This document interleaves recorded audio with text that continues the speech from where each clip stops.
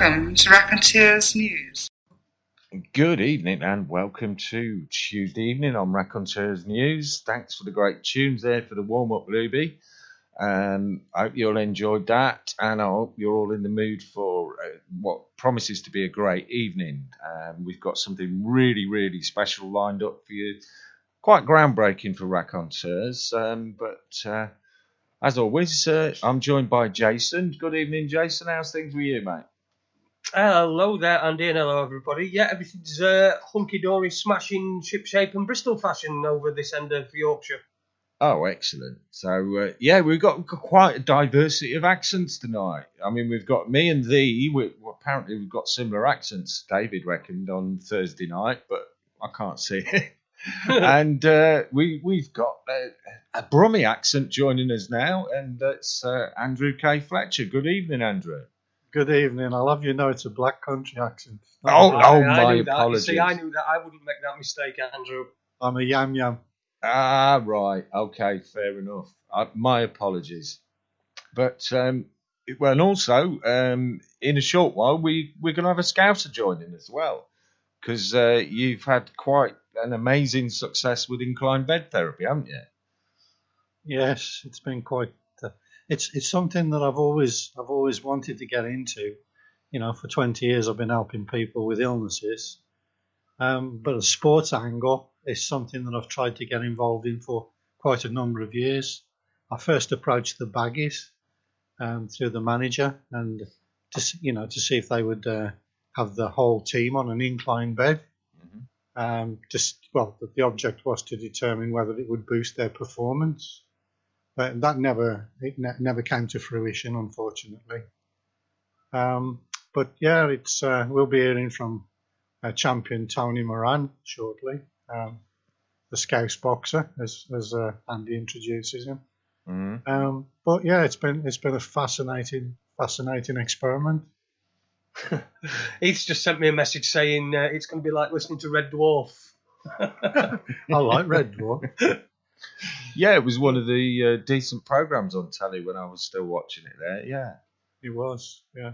I used to enjoy that. But, Jason, I suppose really you've got quite a bit to say to Andrew, because you've tried it and it's had quite an effect for you, hasn't it? Yeah, well, as we were saying just beforehand, my problem is circulation. I've got terrible circulation due to the antiphospholipid syndrome that I've seemed to have got from somewhere. So my circulation is really, really bad, and I noticed straight away. I actually noticed. I know you say there are a lot of people that it takes a couple of weeks for them to get used to it, and things can get worse, but things improved overnight for me. Literally overnight. The first morning that I woke up, my circulation's better. My hands are pink. My hands are pink. They're never pink. They're always cold. And I take warfarin as well, as part of this condition. So my hands are always cold. My blood's thin anyway. But now my circulation is apart from I've got a blood clot in my leg, which stops the lower part of my right leg from getting very much. But it is a lot improved on before, and I found that happened straight away. That's interesting, especially with the deep vein thrombosis we're talking about. Is it? Yes, acute ischemia. Yeah. Okay. Well, Judy's mum had quite a sizable lump on her leg. She's passed away a few years back now, and she got puzzled because it just vanished. And according to the medical profession, that shouldn't have happened, and they were very concerned that this blood clot had somehow moved around the body, and which is a danger. But what I suspected happened is it because the increased circulation, it actually dissolved it away naturally.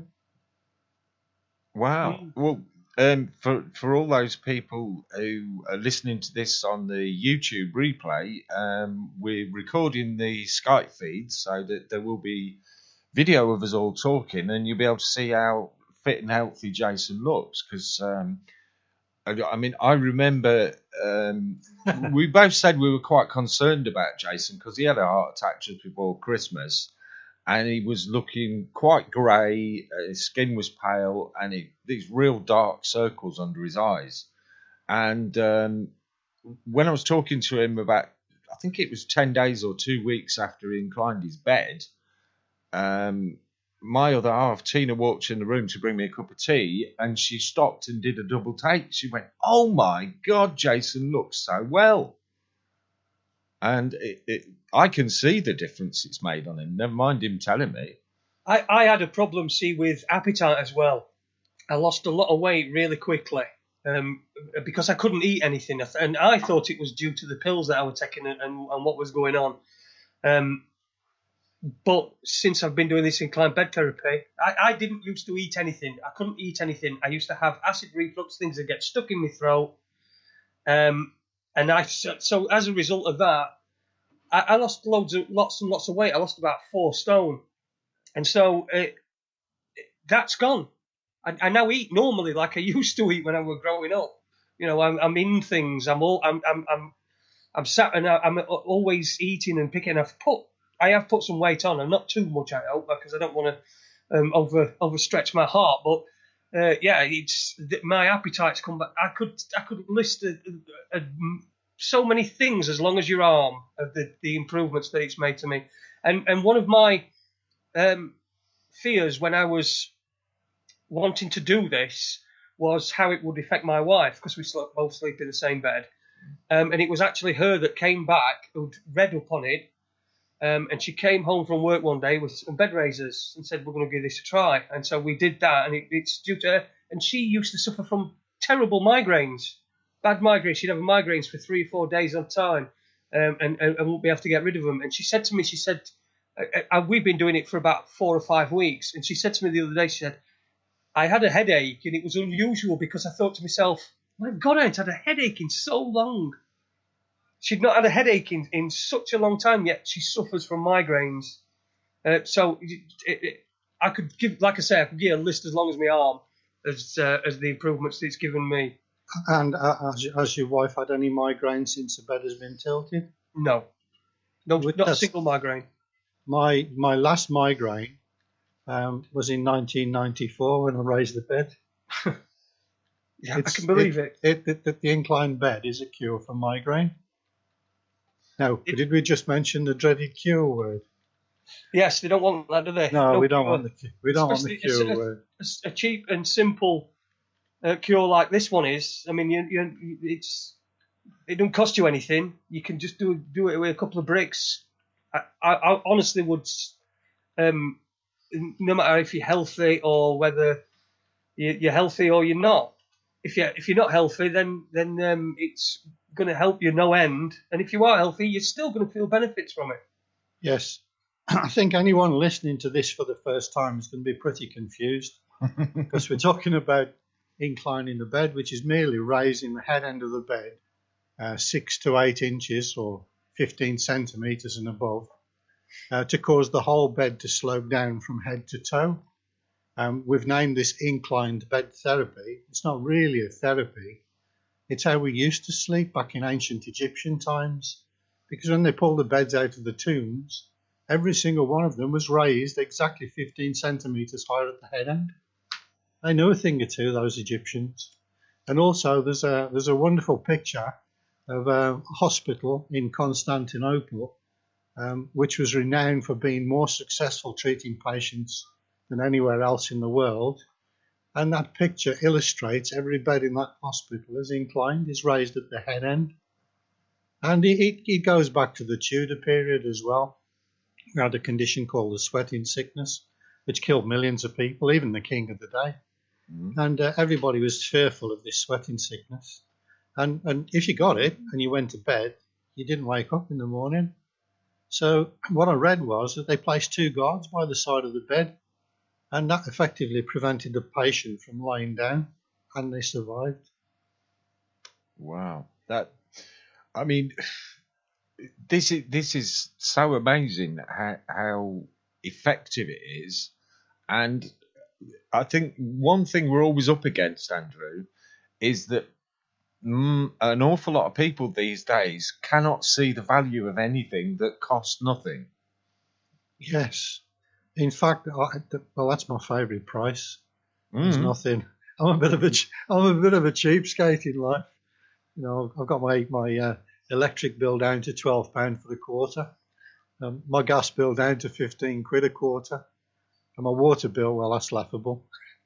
But you know, quite rightly so, because there's no huge amount of money to be handed over, then it can't be worth doing. But that is such a mistake.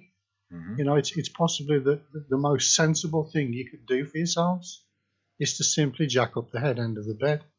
You know, I see people waking up in the mornings and they've got great big Jaffa oranges for eyes, all puffed up. And, you know, the next morning, after sleeping on an incline bed, all those baggy eyes have gone. You know, it's quite bizarre. Yeah, that's another thing I noticed as well. I think I noticed that on the first day, the morning after, I noticed that first of all, it took me a while longer to come round from my slumber because I think I'd been in such a deep sleep. It took me a little while longer to come round, but once I came round, I felt like I'd been up all day after 5 minutes. You know, felt like I'd been up all day. I didn't have that morning feeling. I'd go downstairs and I'd cook myself some, you know, breakfast and what have you, and I'd think, you know, I just feel like I'd just been up all day. So, yeah. That was a big again, difference. That was the thing that we noticed when we first tilted our bed. I took the lads down to the seafront and they got skateboards, and I got a bull terrier pulling them up and down the seafront, and I was running in front of the dog, encouraging him. The dog was completely shattered. Now, bull terriers are amazing dogs; they'll run for miles. But he couldn't run anymore, and I got back to the wife and I said, "Oh, the dog's knackered." She said, "But why aren't you?" And I thought, wow, I could have run forever. Yeah. You know, and that was, to me, okay, this was back in 1994 when we were experimenting. We didn't really expect, well, to see any staggering differences, but it did. You know, it's varicose veins. You know, my wife's varicose vein had been there for 16 years, and within 4 weeks it had gone flat. And a nurse called Stephanie Ness, who butted in on a conversation I was having with a guy down the local bookshop, she tilted her bed at around the same time, and lo and behold, her varicose vein went flat in 4 weeks. Wow. You know, so that told me that now something significant, because what we've shown there is we've changed the pressure from inside the veins that was pushing the veins out, causing them to bulge. We've actually lowered that pressure, and we're now drawing the veins back in. Now, this has implications for edema as well, because the doctors will say raise your legs to get rid of edema, but all that tends to do is to push the edema back to the upper torso or back to the trunk. And when you stand up again in the morning, you know, the fluids all move back down to your legs. But what we found was that the people with edema were reporting, you know, that the edema had gone and didn't appear again. So by changing the pressure inside the veins, you reversed the problem. The initial problem was that the pressure inside the veins was greater than the pressure outside of the veins.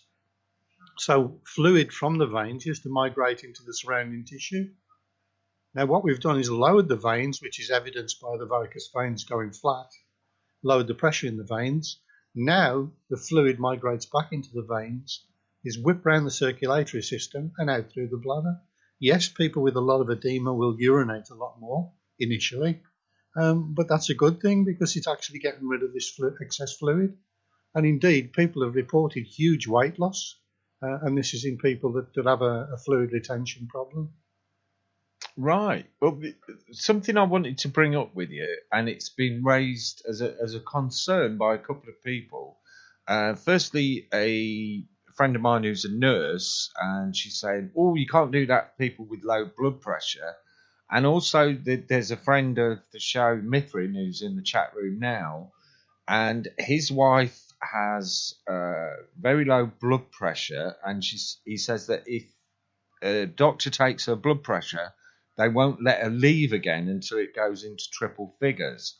So I know that Mithrin said his wife had a lot of trouble with leg pain since she started in the raised bed. I think he said it's 30 days they've been trying it now. I don't know whether she's still doing it. I think he said she was going to have to pack up. So can you advise whether there is a contraindication for someone with low blood pressure, or it's perhaps something that's initial stages, they get this aching legs and it will go away? Yeah. What's been observed over the years is the blood pressure, because of incline bed therapy, has moved in both directions. In some cases, it remains stable, but it's pushed low blood pressure up and it's lowered high blood pressure. But I mean, I suffer with a high blood pressure, so it's not actually relieved my problem. But my problem, I believe, is caused by polycystic kidneys. Yeah. Which is it's just unfortunate I've got that, but there you go. But blood pressure can move in both directions, and I suspect that a person with low blood pressure might find that their blood pressure would improve, and maybe that's causing the extra pain. If you're having a bit of extra pressure going through the veins and through the arteries, then that could actually register back as an ache or pain. I believe you said you had a bit of an ache in your lower legs when you first started, Jason. Yeah, that was really odd. Stiff neck as well, terrible creaking, cracking stiff neck. And quite a few of us by now were sleeping inclined, and they're all reporting, well, not all, but the majority were reporting similar aches and pains initially within the first 2 to 3 weeks. But after that, the pains just melted away as quick as they can.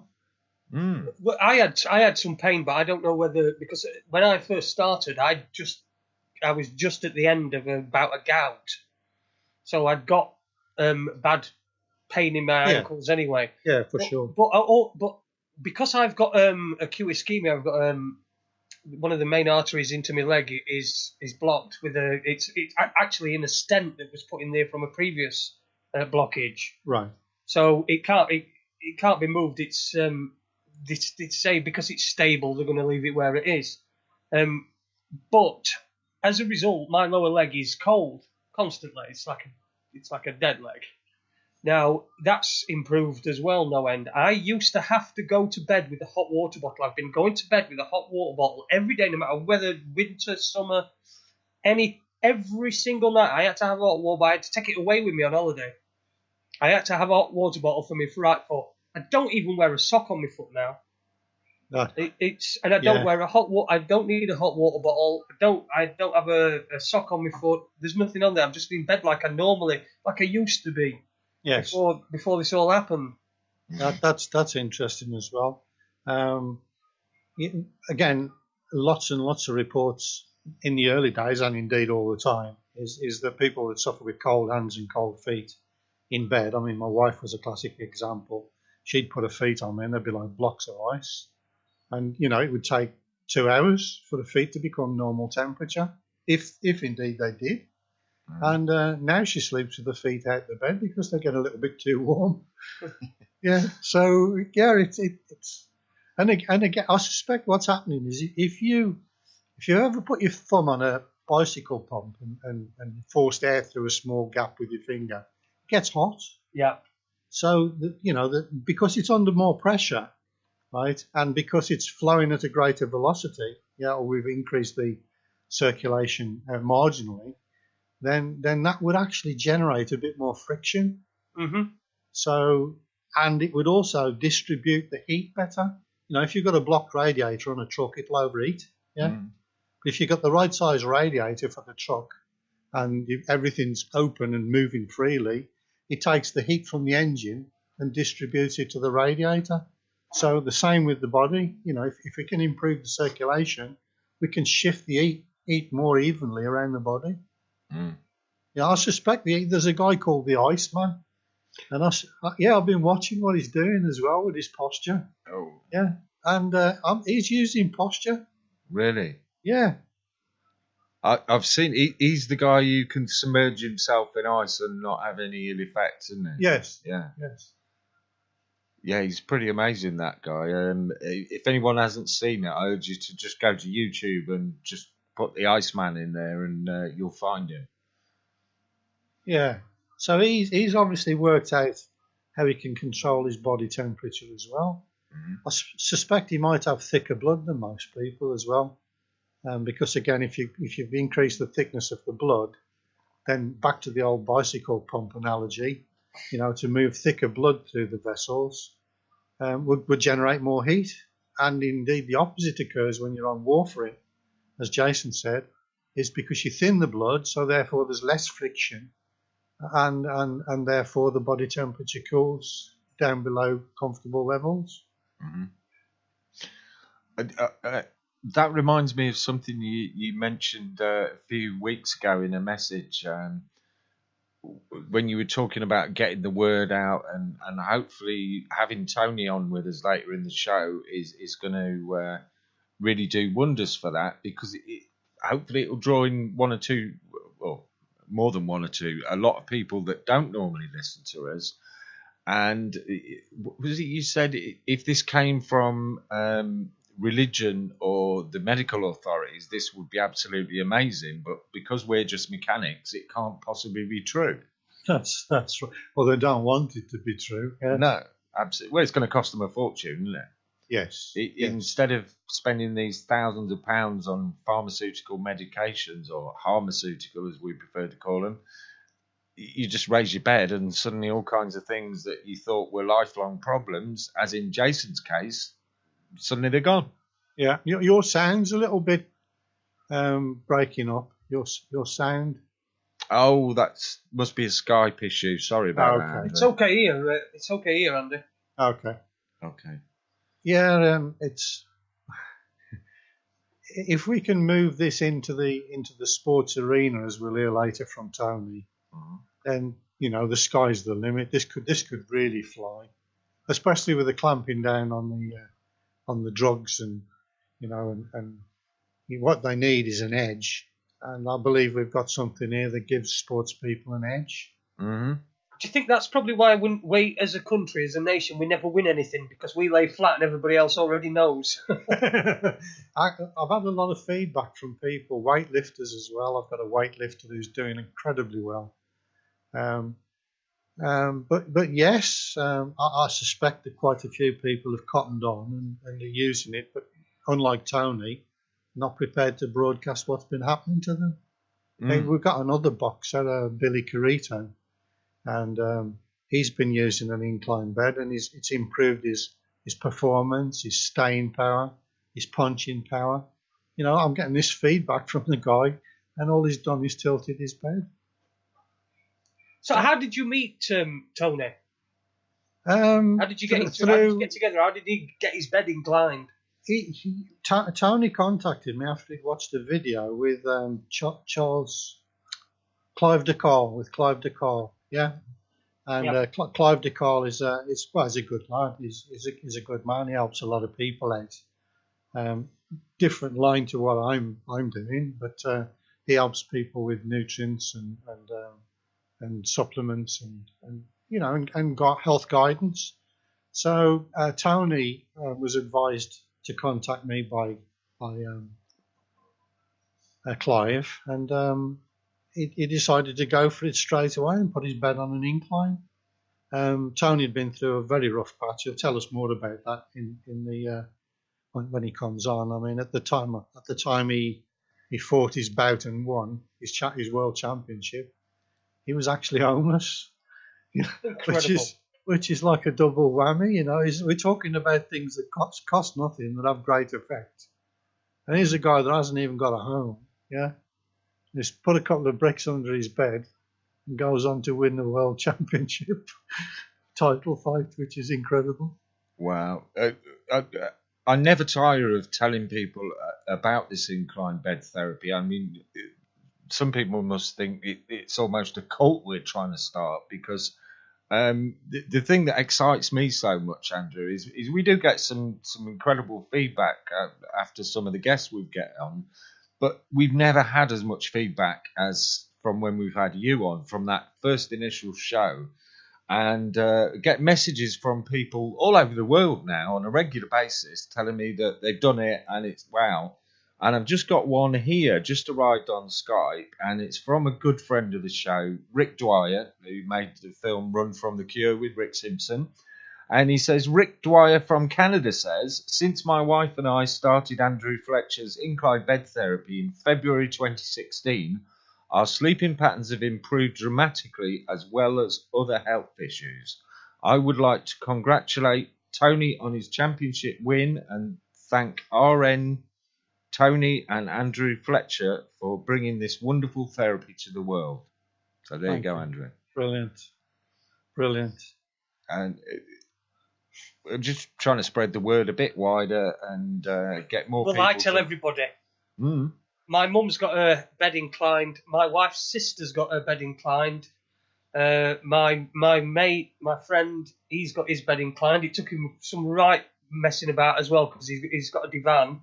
But he did it. He's got it right. He's got it all on a 6-inch inclined at the head. So I tell everybody, and then this is beginning to sound a little bit like an infomercial.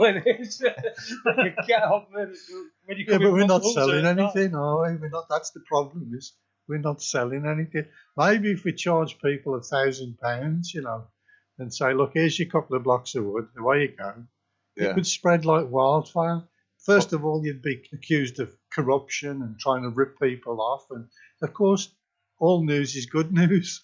So maybe, being honest and telling people how it is probably not the way to go if you want to spread it like wildfire.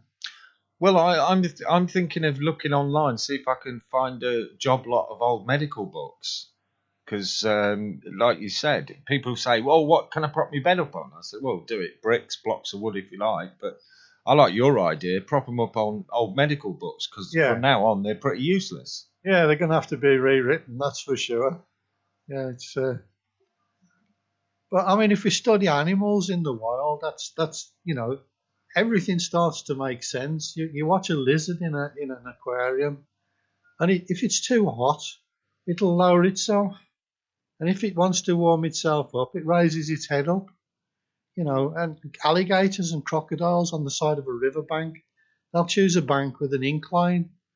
Yeah. So they can face down or face up. Again, reptiles regulating the body temperature. When we stood up, we actually changed the way our circulation worked. When we were hunched over, the holes in the back of the head, which carried the vessels, which carried the blood to and from the brain to the skin, actually migrated to the top of the head, according to Dean Falk. And she comes up with a theory called the radiator theory, which, when we stood up, our brain decided to reroute the circulation to add more cooling to the brain. But there are no vessels. There are no valves in those vessels. And a brilliant scientist, Michel Cabernac, Professor Cabernac from University of Laval, Quebec, Canada, he placed a Doppler probe where the nose meets the eye and shows normal blood flow from the brain out to the skin. Everybody's got the same, you would think.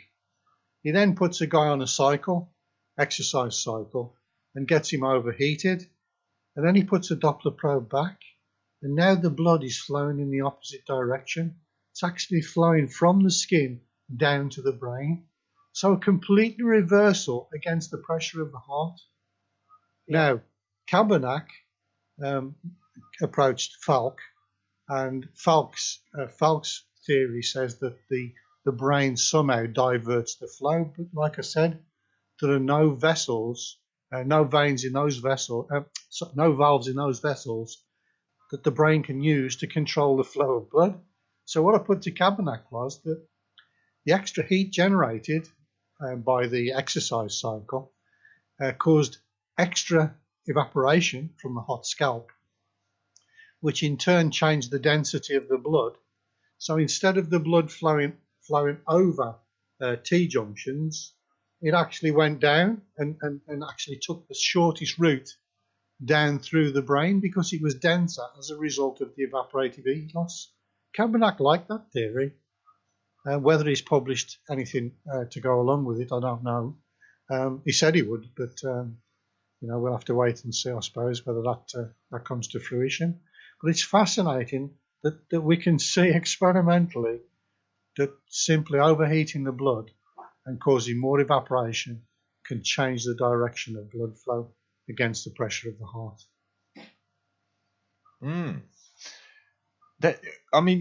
You mentioned Tony there, and you mentioned that you were trying to get the Baggies. Is that Birmingham Football Club? West Bromwich Albion. Oh, West Brom, sorry. Yeah. You were trying to get them to try it. Have you had any success in getting any football clubs to try it? No. I did think you mentioned that there was one club that talked about they might be trying it. Did I? I'm sure you mentioned quite a famous club that plays all in red. Oh yes, but that's not happened yet. That's in the pipeline. Right. Okay. And again, that's through Tony Moran and his friend Mark. Yeah. I think we can guess then which team that plays in red it will be. Yes, you can. Yes. And I'm a Sheffield Wednesday fan, and I'm going to be writing to them and trying to get in touch and just see if I can get. I know a few players on Twitter and things like that, so I'm going to try and point them in that direction, in your direction, because I think that'll give us an edge as well. I'm not sure I'll do that. With potential for improving your team against the Baggies. I don't think we'll be playing each other for a while. No.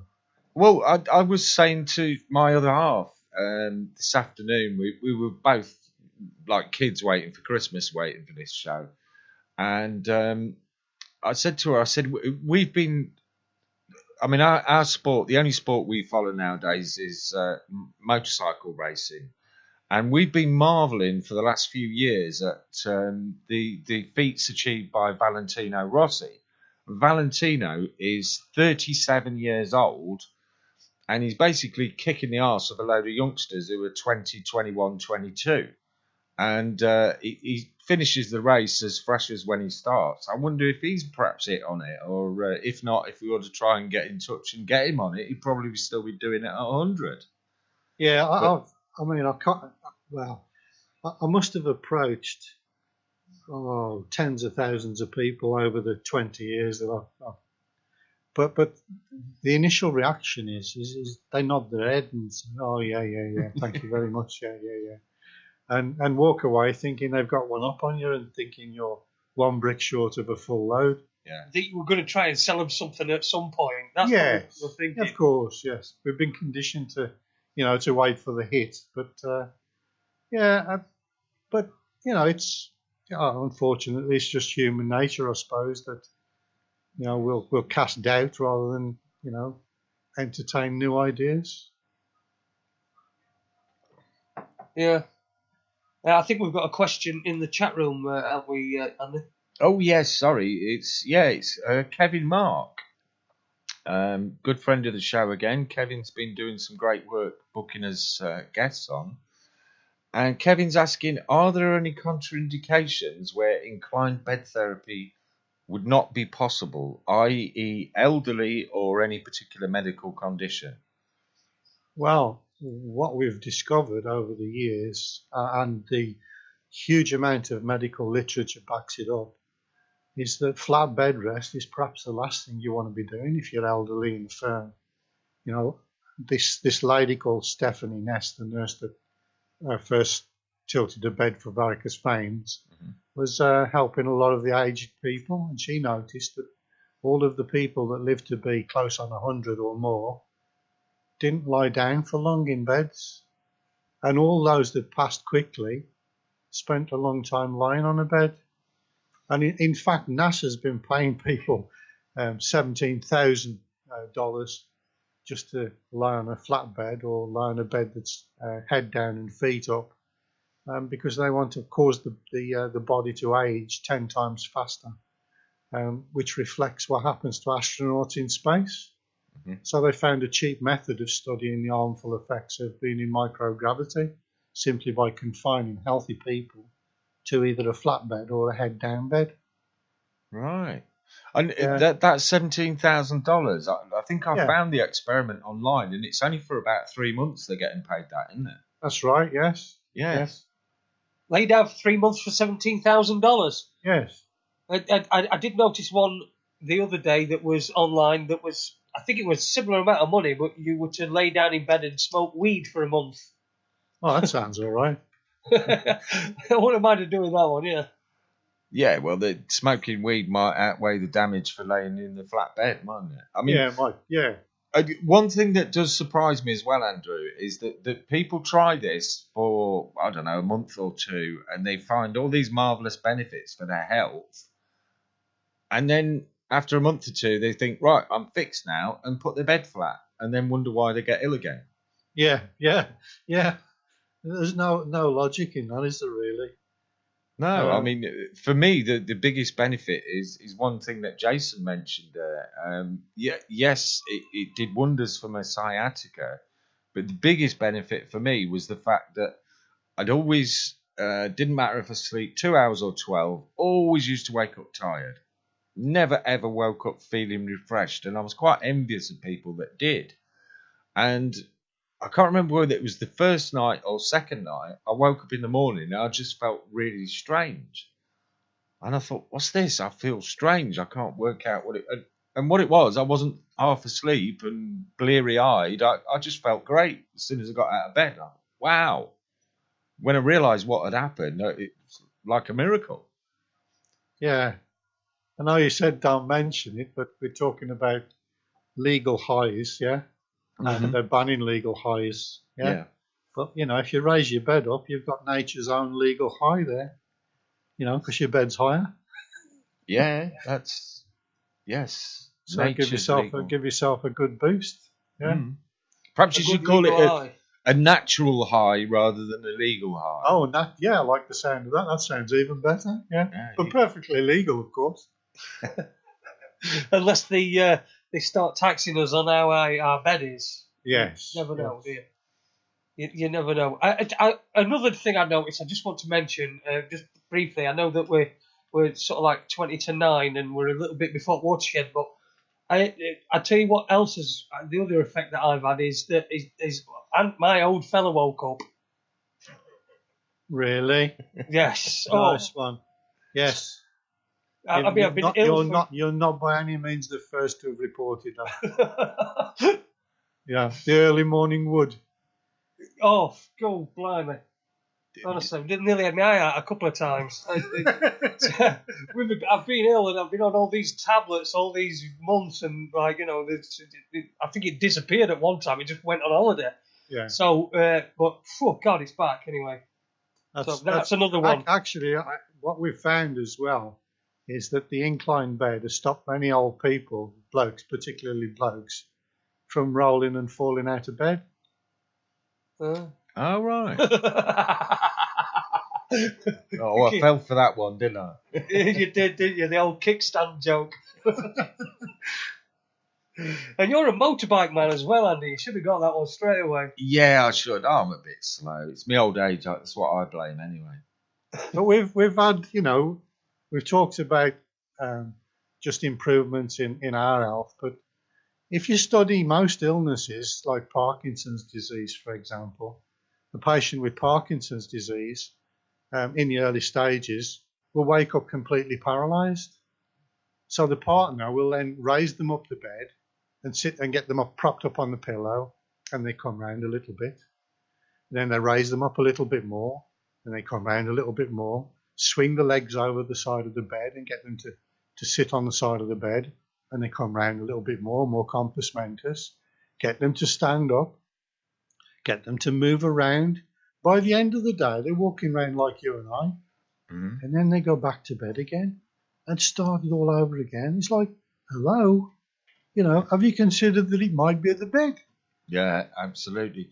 We've actually got another question for you, Andrew, and it's from Red Robin, who's a newcomer in Raconteurs News chat tonight. So welcome, Red Robin. And he or she is asking, does incline bed therapy help individuals with type 1 or type 2 diabetes? Yes. a study has been conducted. It's on my website, which is inclinebedtherapy.com. Mm-hmm. And there's research on there from a tiny island called Pohnpei, which has a huge problem with type 2 and type 1 diabetes, thanks to the introduction of the American diet. Before the American diet arrived, these people were all super fit, living on fruits and fish. But they've got a massive problem with morbid obesity and also a huge problem with diabetes. So a guy called Tataki Yi Ting, who's a doctor, approached me and said, would we be able to test this on a group of patients with type 2 diabetes? And the beds were all tilted, and the photographs are there of the actual beds that were tilted. And what we found was that right across the board, it lowered their blood sugar levels quite considerably, simply by tilting the bed. Mm-hmm. But also, I have an 82 years young friend who's on insulin, but he's type 2 diabetes on insulin, and his insulin requirements have dropped absolutely phenomenally. And and another lady, which happens to be his wife, has noticed that she's had a damaged pancreas caused through administration of prednisolone, which is a steroid. Right. And she wasn't told what they were giving her, and she was just said, "Here, drink this." And then they told her she'd be type 1 diabetic for the rest of her life, and that her pancreas would never function again. Well, the pancreas has started to function again because she's also finding that she's not needing anywhere near as much insulin, which is incredible. You see, I've got a bit of a interest in that as well, because my stepson is type 1 diabetic, and he's already expressed an interest. He's only 15, but he's already expressed an interest in inclining his bed, because he had heard me and his mum talking about things, and he to me, it's just him trying to get out of having to do his blood sugar and all that sort of thing, and take the injections. But yeah, it's all good. I'm going to have to try that on. Try and put his bed up. That's great news, and great news is we've got Tony Moran has joined us. Good evening, Tony. Good evening. Can you hear me okay? We can hear you fine, mate. We haven't got your camera on at the minute. Is there any chance you can put your camera on? Right, okay, let me see. It's just that we're recording it for the YouTube version. There you go, Tony. That's brilliant. Let me just fix me top of my hair. Hang on. No worries, mate.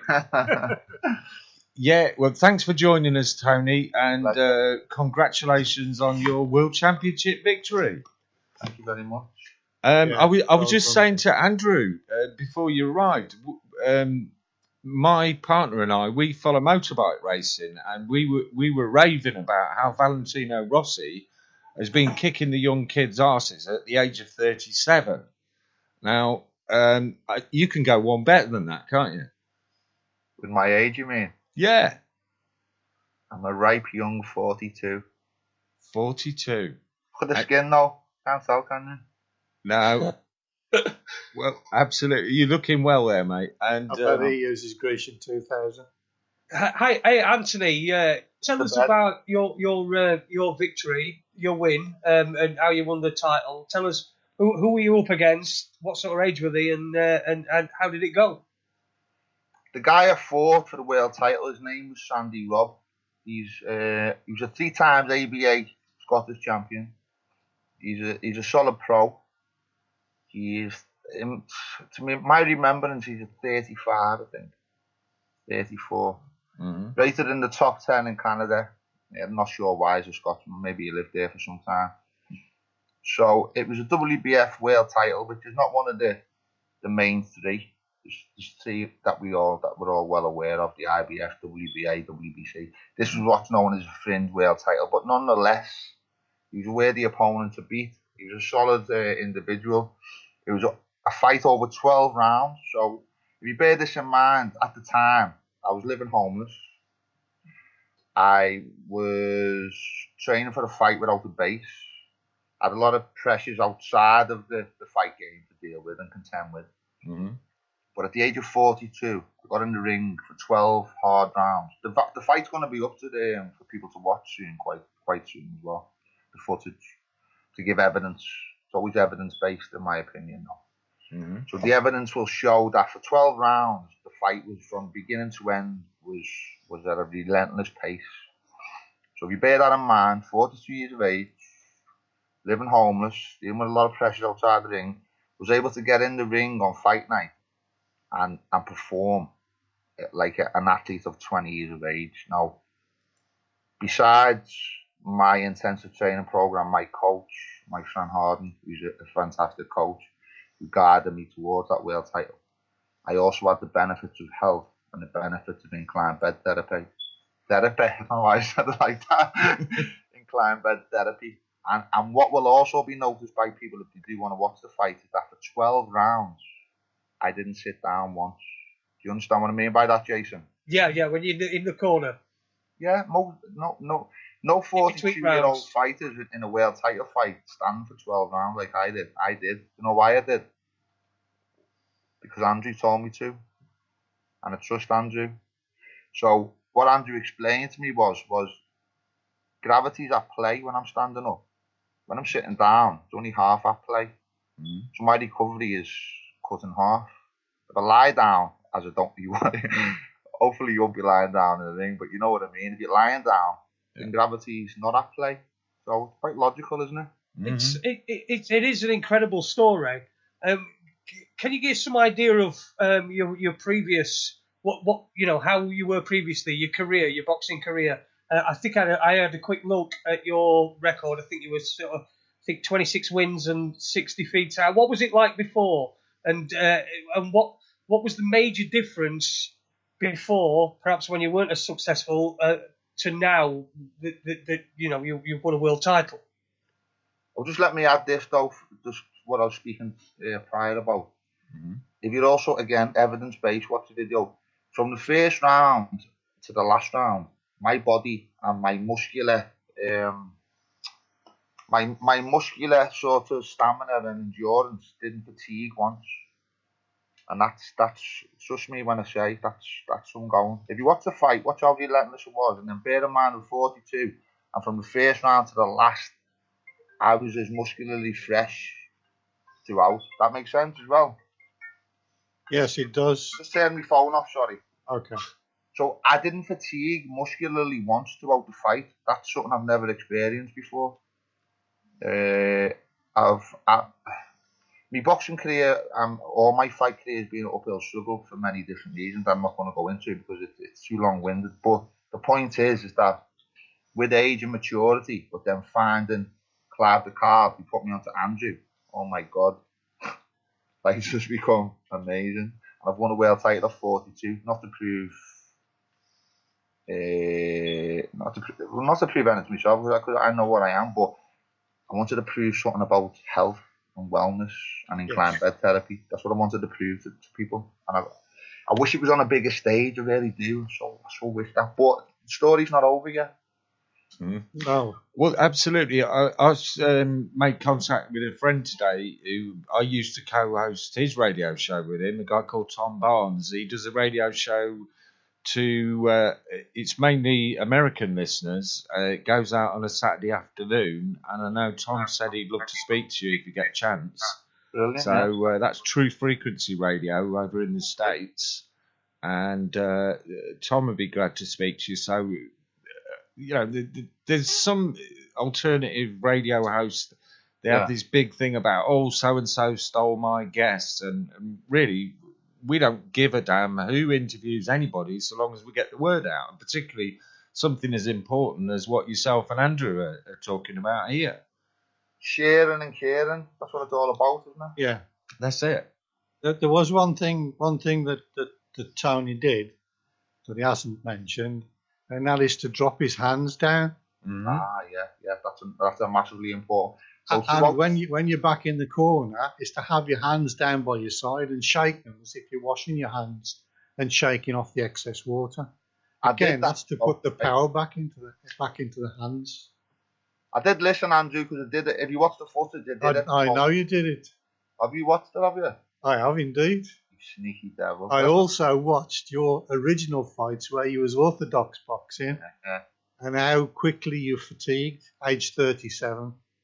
Oh, listen, I've been fighting since the age of 13, so I understand how different it is now. Yes. Uh-huh. I did share the link in the chat room there about from Andrew's website where you gave the testimony of you gave a picture of your hands the night after the fight and how quickly they recovered. Red Robin has just said, I wish Tony had before and after pictures of his hands on there.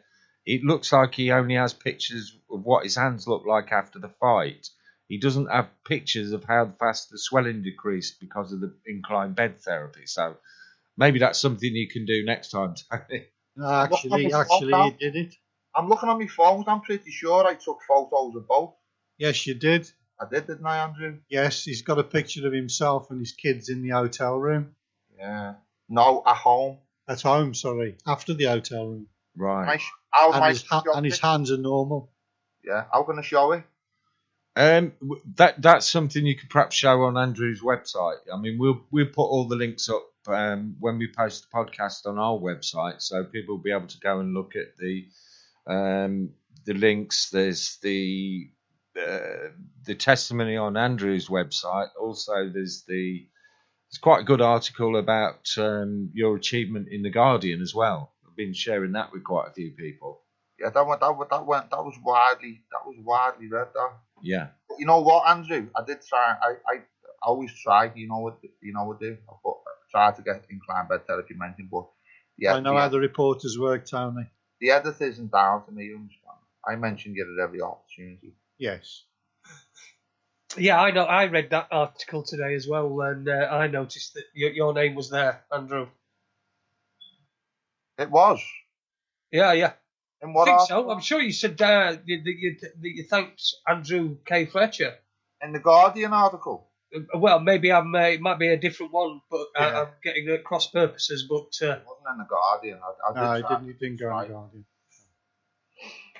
Well, you're on Raconteurs News. That's even better. It is.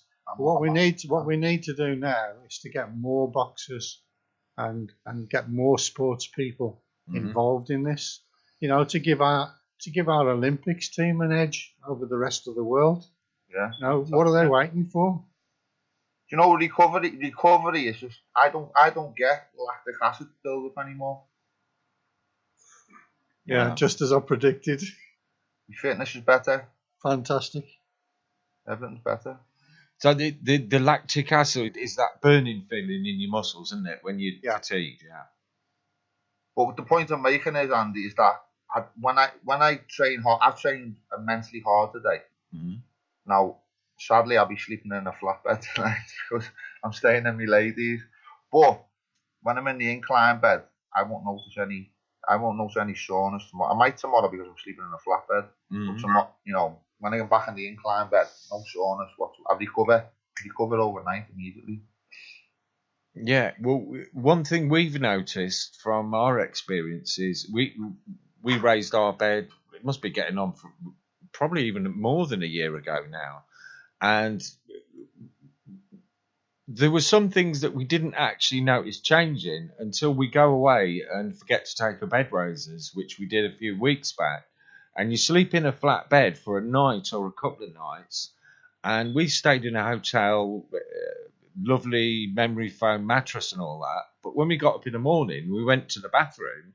As you walk past the mirror, you glance in the mirror and think, who the hell is that in the mirror with the big swollen eyes and the puffy face? Why something so logical that people just dismiss? It drives me insane. Yeah. Well, we were discussing this earlier on, where that people don't value things that are just free. They don't have any monetary value attached to it. I'm telling you, that's the way of the world. It's sick, isn't it? Horrible. Mm-hmm. And it's something like this. I'm so pleased that Andrew's managed to get you on to come and talk to us, because I've been expounding this theory for 18 months or whatever it is since first spoke with Andrew and tried it myself. But I've only actually been telling sick people about it. But now, with your experiences, Tony, and your testimony, we can now say it's not just good for sick people, it's good for people who are well as well, and they can find benefits from it. That's true. Well, I reckon because we've seen these incline beds come out of the Egyptian tombs. Now, they must have worked bloody hard building those pyramids, dragging those pieces of stone up those ramps. Yeah, quite an amazing feat, really. And even the workforce had mud beds, and those mud beds are still preserved, and every single one of them is inclined. How did we miss something so logical?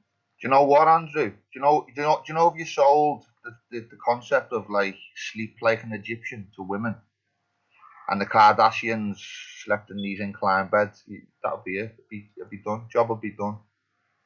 What you were saying about legal highs there, Andrew. I think sleep like an Egyptian could be a good little catchphrase there.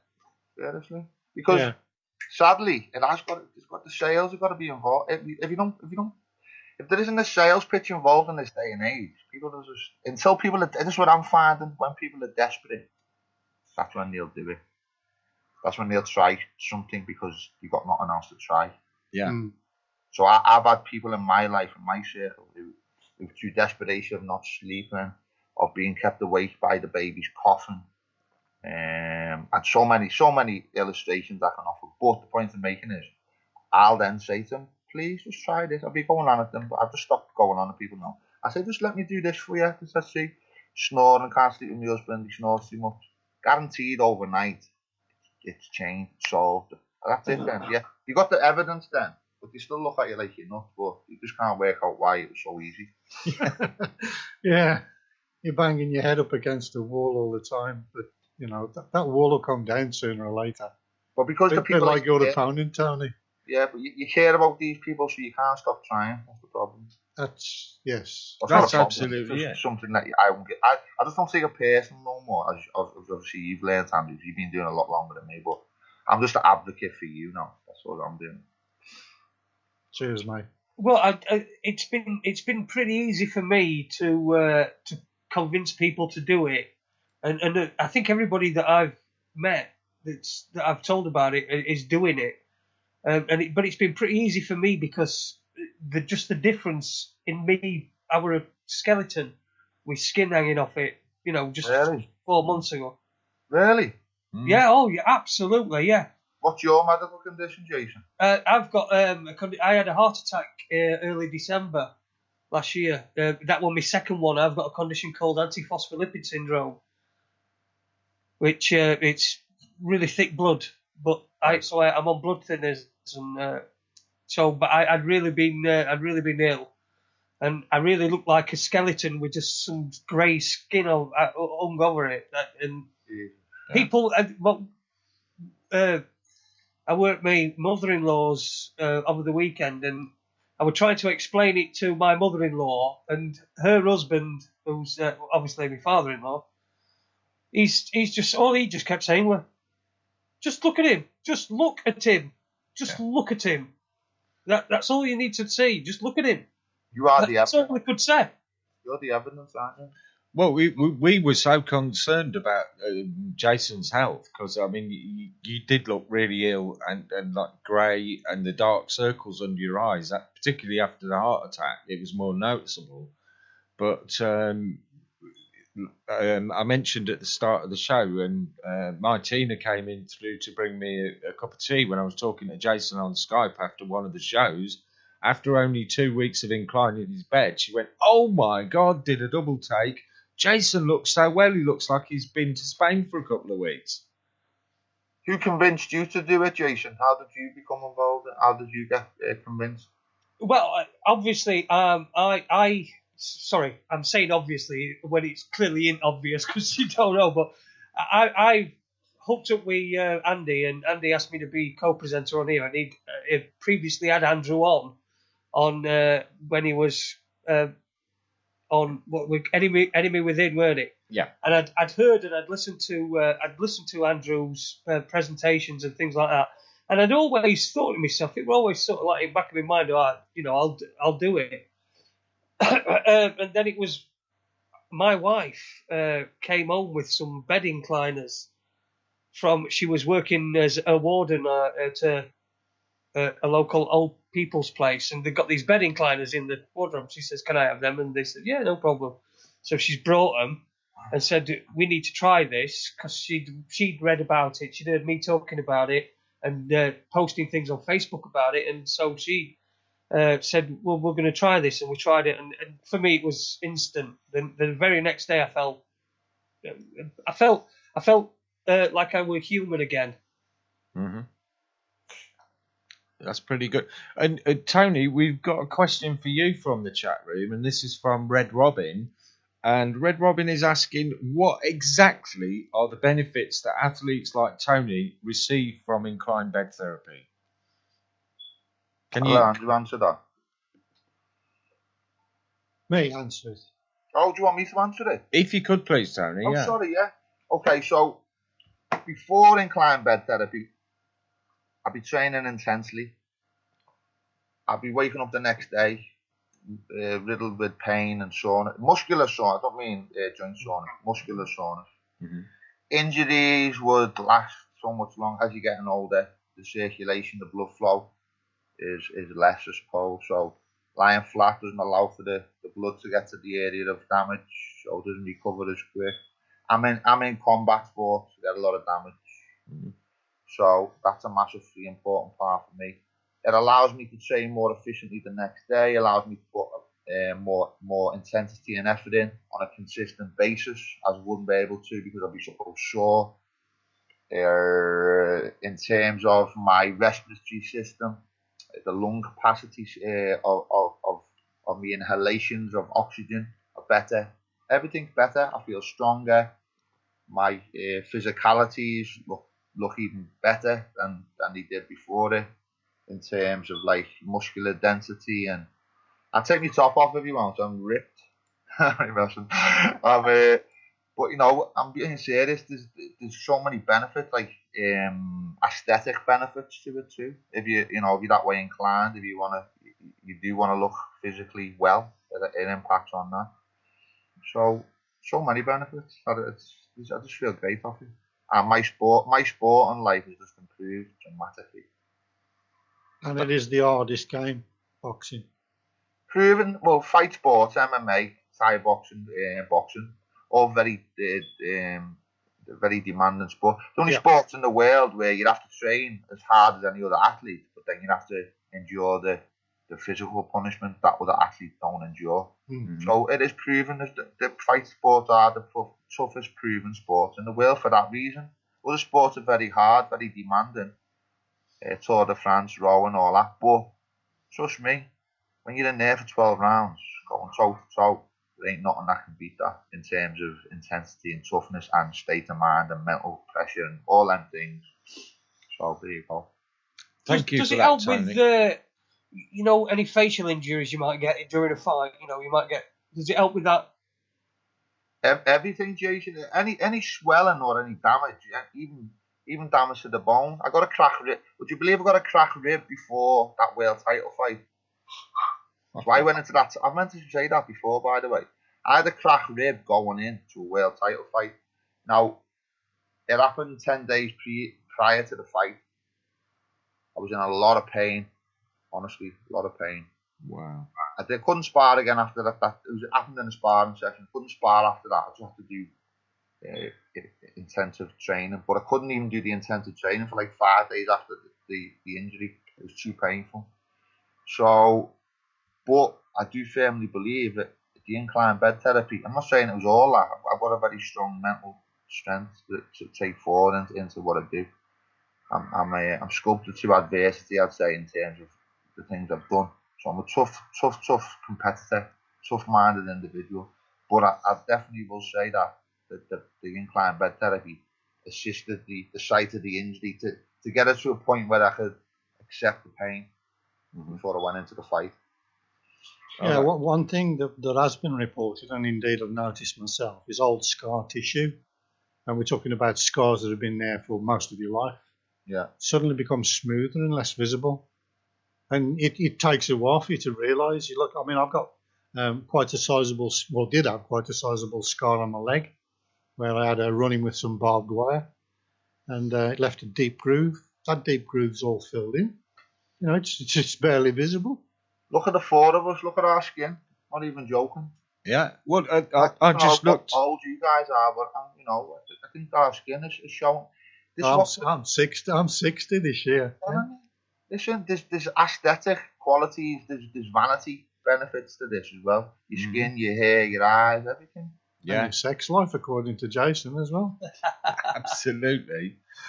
Listen, guys, this first hour's absolutely flown by. What we normally do at this time, we put on a quick tune so we can grab a drink or a quick comfort visit if we need it, and allow the listeners to do the same. And managed to find a song for the break, which I thought was quite apt. It's called Positively Inclined. So we'll be back in about 4 minutes, folks. And we'll be back with Tony Moran, Andrew Fletcher, myself, and Jason.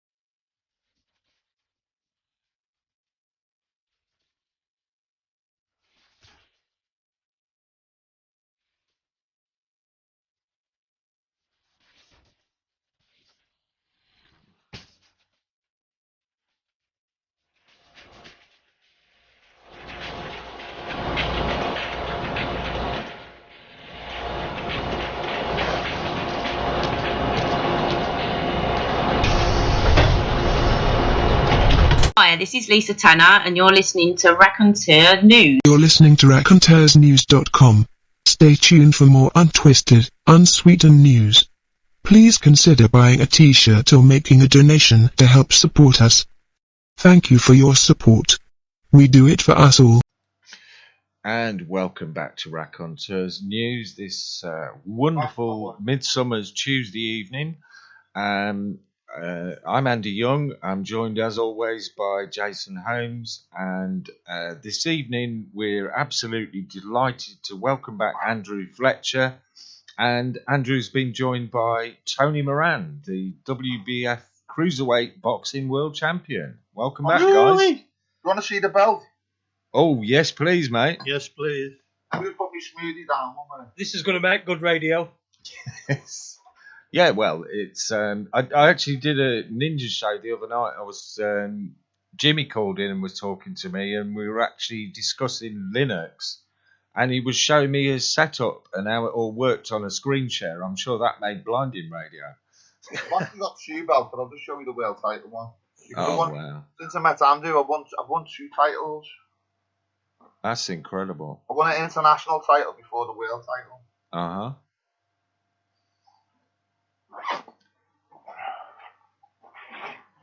And he's now getting his belt out, and there it is. There it is, out of the bag. That's what you can win at 42 with the aid of incline bed therapy. Wow. That is absolutely incredible. Many other reasons why I won it, but I'm telling you now, if it wasn't for my health and it wasn't for meeting Andrew and Clive de Carl, they were the catalyst for that. That makes sense? Absolutely. I've done all the hard work, but I'm saying, I'm being honest when I say, obviously my coach was a massive influence, but before I met that coach and before I found the energy and the will to do it again, I needed my health back. I didn't have my health. I'm the healthiest I've ever been in my life. I've always been fit, but I haven't always been healthy. Yeah, well, Tony, from my involvement with motorcycle racing, I mean, them guys are jumping off the bike sometimes at 180 mile an hour and they get up and walk away. Most people can't imagine what it's like to jump off the roof rack of their car at 70 mile an hour, never mind 180. Ooh. And they've got incredible levels of fitness. But you were saying it's not all down to the incline bed therapy. No, obviously not. You've got to train hard. You've got to work hard. You've got to have the right sort of mental discipline. But for any sportsman, if you can just get that slight edge, that's what makes the difference between the guys who make up the numbers and the guys who win the world championships, isn't it? Very accurate analysis, that, yeah. Yeah. So, any sportsman in my position, not in my position, so that's the wrong way to put it. Any sportsman of any age should be doing this to get the edge. Mm-hmm. It'd be crazy not to. Something so free, and you need to design an inclined sport sort of recovery better thing. Mm. Yeah. Sell it for about £500 to £1,000. You've probably sold millions of them. Yeah, we're sponsored by Raconteurs News. You know what I mean, don't you? I'm just having a little dig that. Until you put a value on this amazing thing, then people just keep the blinkers on. I don't know. People will dismiss it, yeah, you're right. Like you guys have been ill, but sickness doesn't sell, does it? No, that's it. Yeah. Even though you two are prime examples of what incline bed therapy can do for an ill person, sickness doesn't sell, so unlucky. No, that's it, and that's like I say again, the great advantage of having you on is saying, well, you don't have to be sick to use this, because as soon as you mention therapy, people will think, oh, I'm not sick, I don't need therapy. Yeah. But if it's something that improves your life, and it's improved mine and Jason's, I know for a fact, beyond measure, it certainly seems to have improved yours, Tony, and anyone who's out there. I mean, I've got so many mates who've said to me, oh, yeah, I've got some bricks. I've got them all in a plastic bag ready to put them in the bedroom. I just haven't got round to it yet. I'm saying, come on, man. Just like 2-minute job. Just do it and you'll feel the benefits. Some people it takes a couple of weeks or a couple of months. But for me and my other half, we felt the benefits straight away. But we did notice more and more benefits as time went on. I'm a personal trainer as well, besides doing the fighting. So all the clients that I've got, I try and encourage them with the health and the incline bed therapy. Mm-hmm. One client who was only known for one session, he was told me he suffered from irritable bowel syndrome, suffered from it for years, suffered with it terribly, couldn't go to the toilet for days at a time. One night of incline bed therapy solved that problem. That person no longer has any problem, any suffering. Wow. Why wouldn't you want to try this? Why? The evidence is so irrefutable. Do I look like a liar? Do I not seem like an honest person? Do you know what I mean? People that listen to politicians, the politicians on the telly talking about the EU referendum. You might every word that comes out of a politician's mouth, you might supposed to believe it's a lie. But people look at a man like Andrew K Fletcher speaking, and you just can't fail to see how such of a man of substance he is. You know what I mean? Why aren't people listening to the people like us? It's madness. Yeah. Madness. Well, I've known several people when we've had Andrew on previous shows that it's regularly posted in the chat box that Andrew, you're truly a genius. Now I know Andrew kind of blushes and brushes it off and says, "No, I'm not." But the amount of people's lives that you've actually changed. If you're not a genius, you need to think of a better title. I think he's a genius too. And you know what? Knowing what I love about Andrew, when you tell him stories about how much incline bed therapy helps someone, you see emotion, you see real deep emotion in his face. That's what I love about him. Makes me a little bit emotional. All right. I mean, my dream, my ambition, is to have parents put the kids on an incline, the babies, because there would be no more cot deaths. Now, I actually met Dr. Shireen Chandler from the Foundation for Sudden Infant Death at her home in London. I was invited to go there. I took my little tubular experiments with me, explained all about the discovery, how it applies to the body, why these babies shouldn't be being on a flat bed. And she turned round to me, looked me in the face, and said, "My God, you've solved it." And I said, "What do you mean I've solved it? I've solved how water gets to the top of the tree." She said, "No, you've solved sudden infant death syndrome." And I'm thinking I've done enough, but nothing ever happened. Lots of excuses. Oh, you need to get involved with the university before we can fund you. You try and get a university involved, they don't want to know. They're not invented here syndrome. So in the meantime, all of these kids are being put on back to sleep campaign, which means you position your child in a bed with its sleeping on its back, and now there's an epidemic of misshapen heads because the kids have all been in one position, so they got like a flat back head syndrome. Hello, you need to rotate in bed. The same applies for us adults. People have often asked me, "Oh, what's the best position to lie in?" Your body will tell you. It'll tell you if you're uncomfortable. You'll need to turn over. Yeah. Listen to your body. Yeah, absolutely. Well, that's an idea, Andrew, because our regular listeners know, and I'm not sure if I mentioned it to you, but myself and Tina became grandparents a few weeks ago. Now, we were talking to Tina's daughter, and she was saying, "Oh, you look so much better, Mum. What have you been doing?" And because it was quite a troublesome pregnancy, she hadn't told her all about what we were doing, didn't want to kind of overload her brain with any more information. And when she told you, she went, "Oh my God, why didn't you tell me about that? We're going to have to try that." Never even thought to say, well, put Ollie's bed on an incline as well. Yes. But, yeah, them. I did find I found a couple of bits of evidence during the research.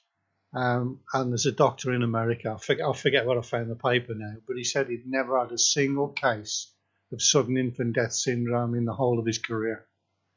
All the people that were under his guidance, and he advised every single parent to put the child on an incline. I actually found that. And I sent that into the Foundation for Sudden Infant Death, and they dutifully ignored that as well. No money in it, though, is there, Andrew? Say again? There's no money in it for them. But why obligation? Why would they deny people the understanding of children of that age suffering like that? Well, if you've got no more sudden infant death syndromes, you don't need a foundation for sudden infant death syndrome. And therefore, all those people lose their jobs. It's a survival instinct, I suppose. Yes, and the man at the top who makes the decision whether to adopt such things or not is going to be the one on the biggest salary, probably 140, 150, 200,000 a year. He ain't going to want to lose his job, is he? If you don't go to the foundation, surely you go to people who would be interested in knowing this information. Like Mothercare. I don't know. Tried it, yeah. I went everywhere with it. And how are you going to prove it? The only way you can prove it is to advise mothers to put the kids on an incline. You know, I've had the argument that people have said, well, you know, your baby could slip down the bed because it's on an incline, could end up with its head down. Just get a pair of Dad's boxer shorts, tie them to the side of the bed, to the side of the cot, right, both sides. Drop the baby inside the boxer shorts. Ain't going to budge. Ain't going to move anywhere. Genius. Kids in boxer shorts, eh? Kids in Dad's boxer shorts. Yes. Yeah, but I did notice. It's not really affected me, but I have had reports from people saying that they wake up at the bottom of the bed. Do you eventually sort of people who do that? Do they eventually grow out of it, or? Yeah, again, it's the body. I think is just such a shock to the system. You know, people think nothing's going to happen. It does happen, and you know, perhaps they get a bit restless while they're fighting it, but after a while, it just subsides, and you know, and hey, what if you have to pull yourself up the bed a couple of times in the night? So what? You know, if you're going to get all them benefits, what the hell? Yeah, absolutely. But I remember something you did say for anyone who is having difficulty with that. If they take the top sheet off their bed, put an old duvet underneath it, and put the top sheet back on, that little bit of give will stop them sliding down the bed anyway. That's exactly right. That's yeah, you're right. Even the blanket, you know, if you put a blanket and wrap the blanket tightly around the mattress so it's tucked in either side, and then put your bottom sheet back over the blanket, that extra bit of friction stops all the slipping. I think the problem really is that the mattresses are not actually designed to be inclined, are they? You know, we need to probably think about the design of a mattress. And we found that the best mattress to use so far has been a memory foam mattress. Yeah, I've got a memory foam mattress. Yeah, it distributes the weight better and actually builds a little bit of a pocket for you to lie in. Yeah, which is probably why I don't find myself at the bottom of the bed. Yeah, very often. I do sometimes, and I did notice that too. I made the bed earlier on, and then when I went back in, the duvet had slipped down the bed a bit off the bottom. So yeah, I think that the other thing is that people need to be aware of is it's probably not a good idea to wear underpants and underwear on an inclined bed because you get one hell of a wedgie. Yeah, my testosterone levels haven't dropped. No, I'm not talking in a sexual nature. I'm talking in a combat nature. Right. My testosterone levels seem just as high as they did when I was young. So what's next for you, Tony? I mean, where do you go from here? What's the next step? Excuse me, I've got a bit of aphy I need to sniff. Got no tissue. Excuse me, sorry about that. No worries, man. I don't know. In terms of fighting, you mean in terms of sport? Yeah, in terms of fighting, in terms of your future as well. I mean, things are obviously looking up a lot better than they have been. So, what's your ambitions? What's your goals? I've had a shitty few years, to be honest. Just through the mere problem of divorce. So, I'm starting to rebuild my life to the point where I'm enjoying life again now. Because obviously I need a home, I need a new home, a new partner and stuff. So things are on the up, but fundamentally, I need to be providing for the 3 children that I've got. I need to be providing for the partner that I'm going to be living with soon. So I need to be earning a living now. Unless I get offered decent money for taking 9 weeks of my life out to go and fight again, then it needs to be a good payday. Otherwise, I'm trying to build a business, and I'm doing very well in terms of building a business as a PT. So I can't just, if I put all that aside, I'm going to lose all my clients once I start. You know what I mean? I need at this moment of time to be earning a living. Now, I've won the world title. I'm happy with that. There's much more I could do, but not at this moment in time. I need to put that on the back burner.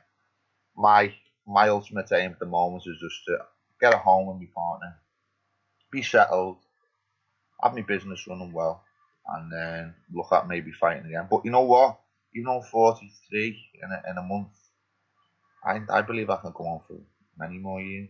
Very good. I'm better. I am genuinely better now as a fighter than I have been at any other point in my life, in all manner of ways.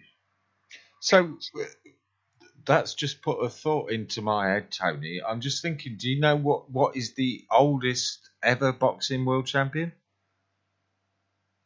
I'm not sure. I know Bernard Hopkins is a wonderful sort of example, because he is. I mean, he's beyond me in terms of boxing level by what he's achieved. Well, as purely as a purist boxer, he's achieved so much. But he's an amazing, and he was going on to like he was late 40s, and he's an example of just how amazing you can be at a late age. Because we're all told that age is restricted, aren't we? Footballers are probably going longer, but they stop. We're all conditioned to believe that you can't do things past a certain age. Conditioning. That's all it is. Mental conditioning. Look at. Do you know a guy called Wim Hof? No. I know the name. Man. You haven't checked Wim Hof out? Oh my God, he's amazing. Most unique human being on the planet is Wim Hof. He's a man in his 50s. He's doing feats of endurance and stamina and just the craziest things you could ever imagine. Is this the Iceman? Iceman Wim Hof. He's an amazing. Yes, we were talking about him earlier. Yeah, we were talking about him before you came on, Tony. The most unique human being on the planet, and that's proven by science. Yes, but have you noticed, Tony, with your new understanding of posture, how he uses posture to maintain his body temperature?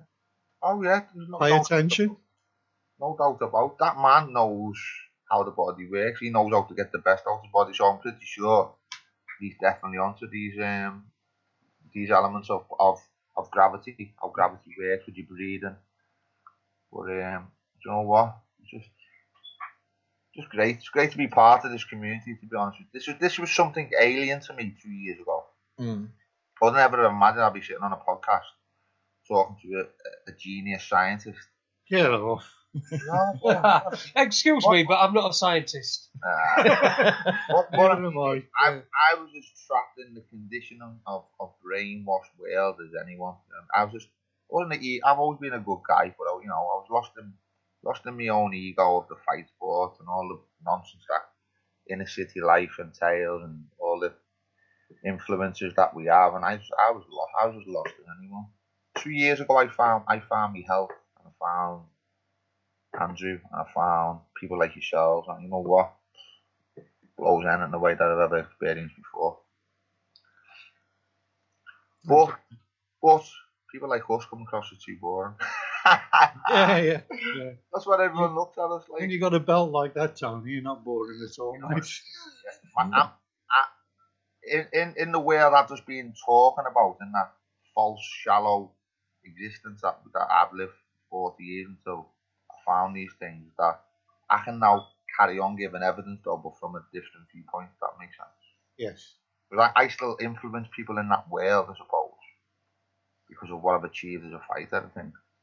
So it's hopefully. We had a little bit of a chat with Mark, who came down with you to meet me. That was a great day for me, by the way.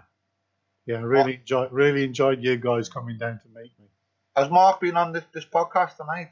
No, he hasn't. No, but Mark, he'd be a great fella to have on. Mark. He would, yeah. Go on. Mark's going to try and get we were talking about a famous football team that has the colour red, And Mark was going to try and get them, or try and talk to the manager, or even the trainer, to get the incline bed implemented there. Has there been any development with that yet? Sorry, I'm trying to see that. Yeah, what it is with Mark is that he's a good guy, but he's got a lot of influence in terms of the world he's in. He's in the music world, he's in the fashion world and stuff. But he's a good friend and he's a believer, as you can tell. I basically just tell anyone I care about Clive and Andrew, and then I let them make their own decision now. But Mark was interested in meeting both of them because he's had the benefits that I have had. So he's a good guy. He wants to spread the word. He wants to help. So people like Mark on board are good. They're good influences. They know how to sell. They know about branding. They know about, he's got a very successful business and he knows how to run businesses. So people like that on board are massively helpful as well. Because one, they're doing it out the goodness of their heart. Two, they're doing it just to give something back to people like yourself, Andrew, and Clive. You know what I mean? So more people like us are involved, more good guys, sharing and caring and showing a bit of love to humanity. Then same with Andy and Jason here. Yeah, of course. I'm not leaving you guys out of that. I don't know you well enough to comment, but I'm just giving an example. Yes. So, we're all on the same path, I suppose. We're all trying to just spread the word because it's a good word to spread. Oh, but that's funny enough. Listen to this one. Mark's starting a newspaper called The Word. Okay. So it'd be good for you guys if you cut with him because maybe you can do your own section or something. I don't know. You have to speak to Mark because I don't know the full runnings of it, but that'd be interesting. That'd be another great opportunity. Yeah, we'd love to speak to Mark. He sounds like the sort of person that we're always striving to speak. I mean, we're getting people from all over the world joining us. A couple of months ago, we had Max Egan from Peru. We had Zen Gardner talking to us from Uruguay. Last week we had the global legend that is Rick Simpson talking to us from Croatia. And next month we've got a guy called Steve Smith who's joining us from Colorado, and he treats pets with CBD cannabis oil. Oh yeah, I've been seeing a lot of results for people with that as well. Well, got news for you there, Tony. If you want to try it, mate, we've started making our own. So if you want a bottle to try, drop me your address when we finish the show, and I'll send you a bottle over to try. Has yours got the THC taken out of it? There is no THC in it, yeah. Because the THC makes you, is the one that gets you high, but it also has other benefits. Obviously, for what you're doing, it might be a bit of a problem. But Rick Simpson's oil is the one with THC. That's the one that we'd recommend to anyone taking who's got cancer. Because we've most of us seen the film Run from the Cure, and the healing effects, not just for cancer but for other things as well, is incredible. But we've actually got another question from Red Robin, throwing some brilliant questions in there. I hope you'll come back and join us regularly on Raconteurs News because some great questions. They're saying that they've just watched the movie Vaxxed and was curious. Have there been any reports of incline bed therapy helping individuals with autism, Andrew? It's not a condition that I've looked into, to be honest. Guilty as charged, I mean, the avenues that I've chosen has been predominantly multiple sclerosis, Parkinson's disease, cerebral palsy, spinal cord injury, complete spinal cord injury, psoriatic arthritis, and there's lots of other conditions. What was that shoulder problem that Tina had? Tina has fibromyalgia. And, fibromyalgia. Yeah, and it's done wonders to help with that. Yeah. Yeah. So unfortunately, I haven't. I would love to investigate every condition there is, but I just don't have the time or the capacity to do it. Yeah, you're just one man. Yeah.